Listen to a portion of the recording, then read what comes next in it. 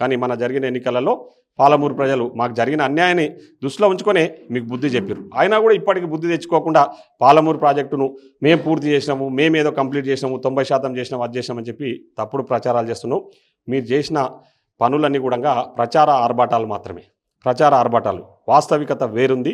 అవన్నీ కూడా ఈ మధ్య కాలంలోనే మా ముఖ్యమంత్రి గారు, మా ఇరిగేషన్ శాఖ మంత్రి గారు చాలా స్పష్టంగా ఒక పవర్ పాయింట్ ప్రజెంటేషన్ ద్వారా పాలమూరు రంగారెడ్డి ప్రాజెక్టుని ఏ విధంగా టీఆర్ఎస్లు మోసం చేశారు, ఏ విధంగా కంప్లీట్ కాకుండా వాళ్ళు అడ్డుకున్నారనే విషయాలన్నీ కూడా ప్రజలకు చెప్పినాం. ప్రజలకు తెలుసు మా మీద, మేము ప్రజల పట్ల మాకు ఒక చిత్తశుద్ధి ఉంది. మేము చిత్తశుద్ధితో జవాబుదారితనంతో పనిచేస్తూ ఉన్నాం. పాలమూరు ప్రాజెక్టును ఖచ్చితంగా మా ముఖ్యమంత్రి గారు పూర్తి చేస్తామని మాట ఇచ్చిండు.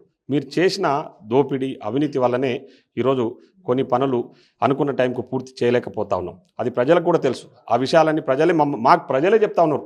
ఆ దొంగలు మొత్తం అప్పులు చేసి మనని నెత్తిన రుద్దిర్రు, అప్పులకు మిత్తి అసలు కట్టుకుంటా కొంచెం ఆలస్యం అవుతుందని ప్రజలు అర్థం చేసుకుంటున్నారు.